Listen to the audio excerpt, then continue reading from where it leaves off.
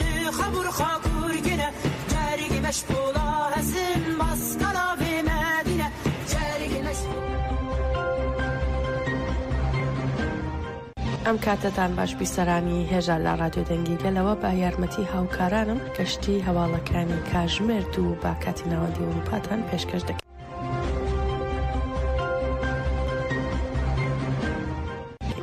مەجلیسی پارتی ژیانی ئازادی کوردستان پەژاک لە ڕاگەیاندراوێکی نووسراودا هۆشداری دا پێیوەست بەو هەوڵانی کە دەیانەوێت فیتنە و ئاژاوە بخەنە نێوان گەلی کورد و گەلی تورکی ئازەریەوە.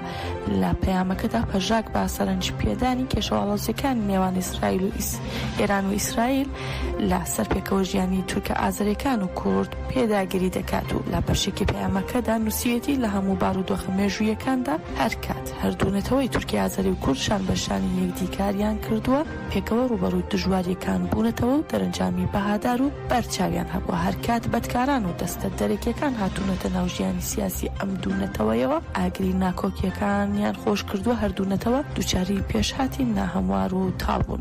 ڕاشی دەگەێنن ئێمە پارتی ژیانی ئازادی کوردستان پەژاک لە بەشە جیاوازەکان هەم لا ڕووی بیرۆکە و پرۆژەی چارەسەری پرسەکان و هەمیش لە زەمینەی کرداریدا هەوڵمان داوە کە هاوبەشیە مێژوویەکانی نێوان کورد و تورکی ئازەری بە دەرفەتێکین بە نرخ بزانین بۆ برەودان با تێکۆشانی ئازادی خوازانە و بیکەین بە مایەی دامەزراندنی سیستەمێکی دیموکراسی. هەروەها لە کۆتاییدا پەژاک ڕای دەگەێنێت ئێمە پارتی ژیانەوەی کوردستان ئامادەین لا پێنا و پێشخستنی ڕۆحی لێک نزیک بوونەوەی دیموکراسی لە نێوان هەردوونەتەوەدا لەگەڵ هەموو دامەزراوە و ڕێکخراوە ئازادی خواز و دیموکراسیە ئازەریەکاندا هاوکاری بکەن. لەو ڕۆوە دەتوانین ئەرکی مێژووی خۆمان بۆ ڕوبەڕووبوونەوەی کاریگەریە وێرانکەرەکانی شەڕ لەسەر ژیانی نێتەوەکەمان بەجێبێنین و دەرفەتی ئاگێرە شوێنێ و دروستکردنی ناکۆکی لە نێوان کورد و تورکی ئازەری بۆ ڕژێم و دەوڵەتە هەڵەپەرستەکانی ناوچەکە نەهێڵینەوە.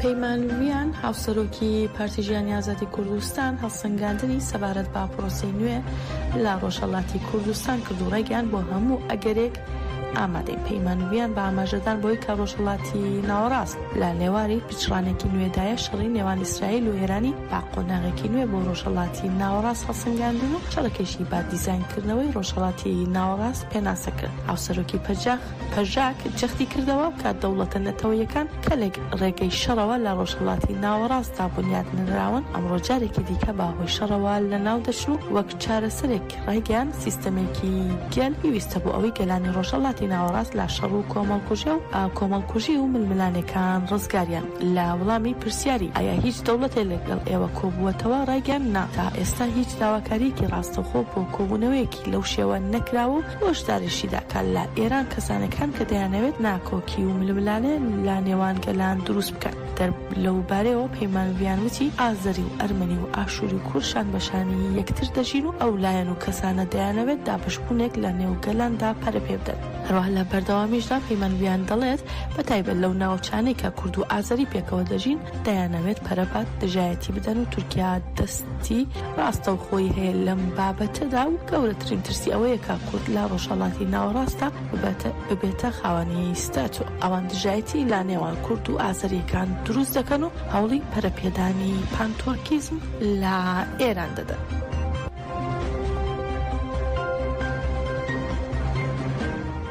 نووسنگەی سەرۆکوەزیرانی ئیسرائیل لەبارەی ئاگربەستەوە ڕاگەیاندراوێکی بڵاو کردەوە و تیایدا ڕایگەاندووە لاژە ڕۆشنایی بەدەستهێنانی ئامانجەکەمان و بە هەماهەنگی لەگەڵ دۆناڵد ترامپ سەرۆکی ئەمریکا ڕەزامەندین لەسەر ئاگربەست و دەشڵێن ئاگربەست پێشل بکرێ وەڵامی توندمان دەبێت. هاوکات درنگانی شەوی ڕابردوو دۆناڵد ترامپ ڕایگەیان ئێران دەستی کردووە بە ئاگربەست و لە ماوەی 12 کاتژمێری داهاتوودا ئیسرائیلیش ئاگربەست ڕادەگەێنێت و لە 24 کاتژمێری داهاتوو جەنگە 12 ڕۆژێکی نێوان ئیسرائیل و ئێران کۆتایی دێت و بەم بۆنەیەوە پیرۆزبایی لە جیهان کرد.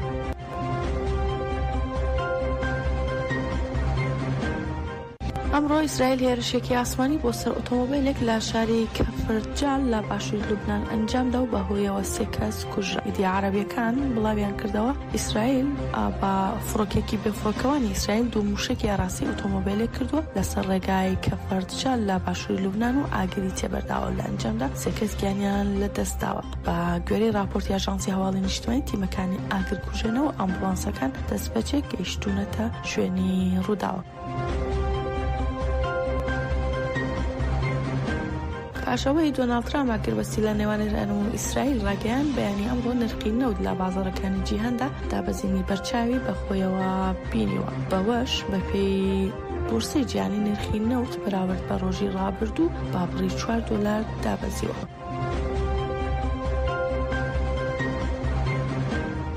ڕێکخراوی لێبوردنی نێودەوڵەتی سەبارەت بە هێرشێکی ئیسرائیل بۆ سەر زیندانی ئێڤین لە شاری تارانی پایتەختی ئێران لە بەیاننامەیەکدا ڕاگەاندووە هێرشکردنە سەر ئامانجە مەدەنیەکان لا چارچەوەی یاسای نێودەوڵەتی مرۆییدا قەدەغەیەوە ئەو جۆرە هێرشانە بە تاوانی جەنگ دادەنرێت. هەروەها لە بەیاننامەکەدا هاتووە نابێت هیچ جۆرە توندوتیژیەک دژی زیندانیەکان بەکاربهێنرێت و زیندانی ئێڤین بکرێتە مەیدانی جەنگ چونکە زیندانیەکان تووشی دڵغەڕاوکێ و ترس دەبن. ئەوە دەشڵێن داوا لە بەرپرسانی ئێران دەکەین دەستبەجێ هەموو ئەو زیندانیانە ئازاد بکەن کە بە پێچەوانەی پێوەرەکانی مافەکانی مرۆڤ دەست بەسەر کراون.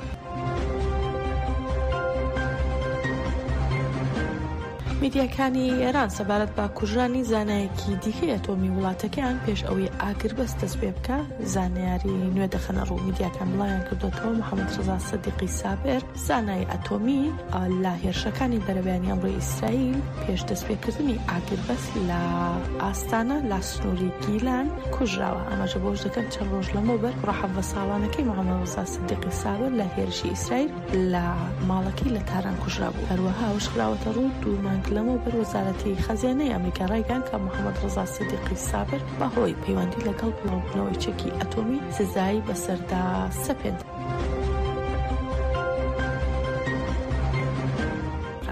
مەیسەم سافی وتەبێژی وەزارەتی گواستنەوە و گەیاندنی عێراق لەبارەیکردنەوەی ئاسمانی وڵاتەکەیان باڕووی گەشتە ئاسمانیەکاندا ڕاگەیاند یەکەی فڕۆکەوانی مەدەنی عێراق بڕیاریدا ئاسمانی بەشی باشووری وڵاتەکەیە باڕووی گەشتە ئاسمانیەکاندا بکاتەوە. دەشڵێت لە ئێستادا هەڵسەنگاندن دەکەین بە مەبەستی کردنەوەی تەواوی ئاسمانی عێراق باڕووی گەشتە ئاسمانیەکاندا. جاماژەیە نزیکەی 12 ڕۆژە ئاسمانی عێراق بەهۆی شەڕی نێوان ئێران و ئیسرائیل باڕووی گەشتە ئاسمانیەکاندا داخراوە. بڕیارە ئاگربەستی نێوان ئەو دوو وڵاتە لەمڕۆوە بچێتە بواری جێبەجێ.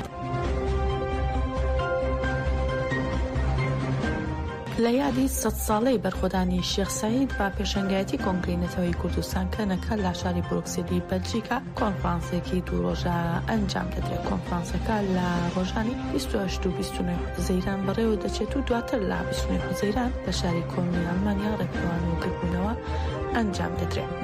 سەبارەت بە ئامادەکاری کۆنفرانس و گربوونەوەکە ئەندامی کۆنسی بەڕێوەبەری کەچەکە زوبەیر ئایدار دەڵێت ڕاپەڕینی شێخ سەعید لە دژی دانان بابوونی گێلی کورد لەگەڵ پەیمانی لۆزان سەری هەڵدا و دەڵێت کورتکاردانەوەی لە بەرامبەر کۆمارکە لە سەر یەکپەرستی بنیاتنراوە هەبووە و دەیانویست تێکۆشانێکی ڕزگاری دەست پێ بکەن. هەروەها زوبەیر ئایدار ئاماژەی بەوەدا کە ئەو کەسانەی کە کۆمەڵکوژیەکەیان ئەنجامدا بۆ زیندوو هێشتنەوەی ئەو یادەش لە ساڵیادی لە سێدارەدانی شێخ سەعید و هەواڵانیدا زای لە سێدارەدانیان بەسەر ڕێبەرۆ جەلاندا سەپاند و وتی هەرچەندە ئاگامان نەبێ بە بیرمانێت ئەوان هەموو شتێکیان لە بیرە.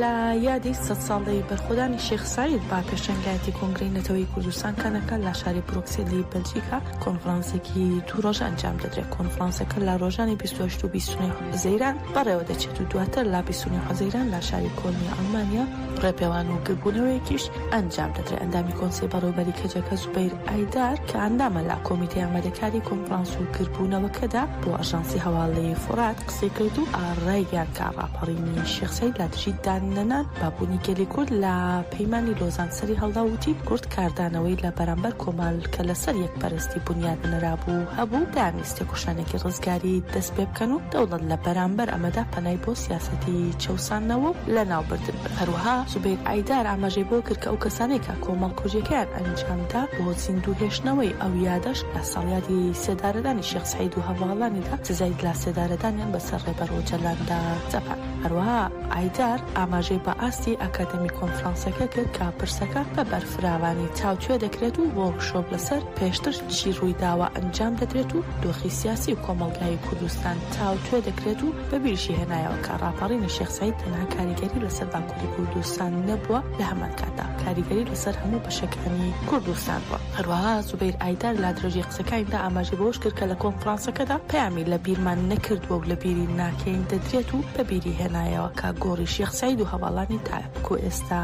نەزانراوە و لە هەمان کاتیشدا داوای دادفەرری کرد و دەڵێت دەبێت کۆمیسیۆنی ڕاستەقینە بنیاد بنرێت. زوبەیر ئایدار هەروەها ڕێگەیان گفتوگۆکانی پەیوەست بە چارەسەری پرسی کوردەوە لە تورکیادا پەیوەندیدار و درێژکراوەی سەرهەڵدانی شێخی سەعیدە و وتیشی لە باکووری کوردستان پرۆسەی دیالۆگ لە ئارادەیە کە بە پێشەنگایەتی ڕێبەرۆ جەلان بەڕێوە دەچێت و ئەمە دەکەڕێتەوە بۆ 1925 بەڵام با لێگەڕێنێکی جیاواز و هەوڵدەدەین بە لێگەڕێنێکی جیاواز هەوڵدەدەین پرسی کورد با دیالۆگ چارەسەر بکەین. زوبەیر ئایدار هەروەها لە کۆتایی قسەکانیشدا بانگەوازی لە هەمووان کرد بەشداری کردبوونەوەی 29 حوزەیرانی 2025 بن کە بۆ یادی 100 ساڵی لا سێدارەدانی شێخ سەعید و هەڤاڵەکانی لە کۆنی ئەڵمانیا ئەنجام دەدرێت.